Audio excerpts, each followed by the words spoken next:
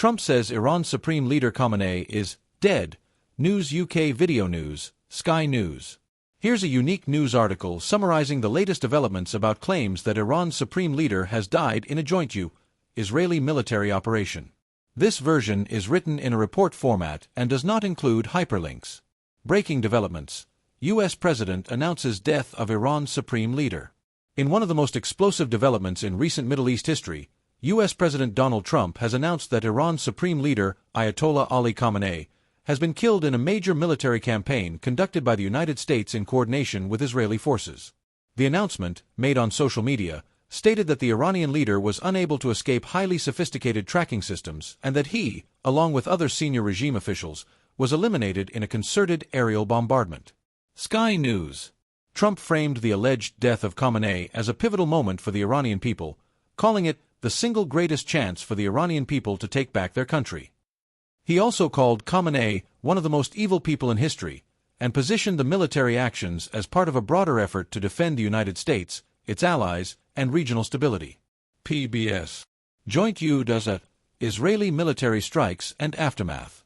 The strikes that purportedly killed Khamenei were part of a large-scale campaign involving precision air attacks on military and government sites within Iran.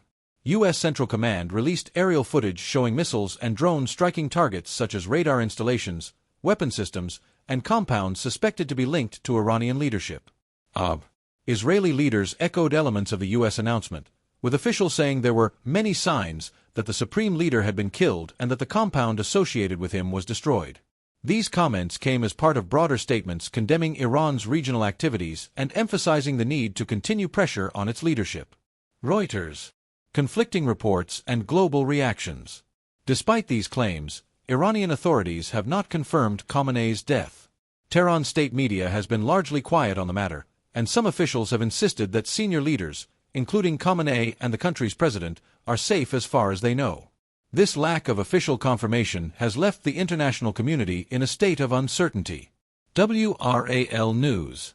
The heavy bombardment and ensuing declarations have triggered immediate Iranian retaliation, including missile and drone strikes against targets in Israel and U.S. military bases across the region.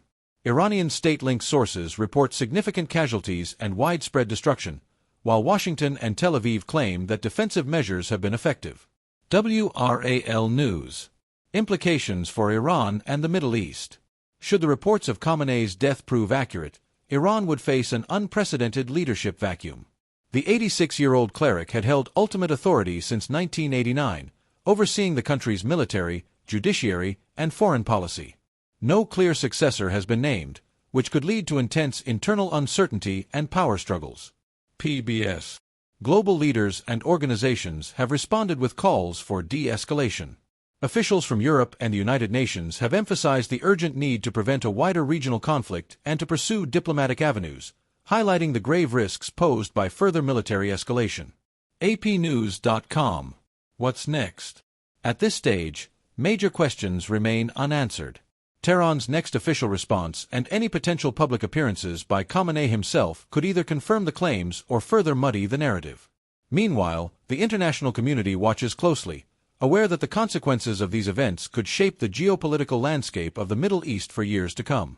If you'd like a timeline of events or an analysis of how Iran might respond politically or militarily, I can provide that next.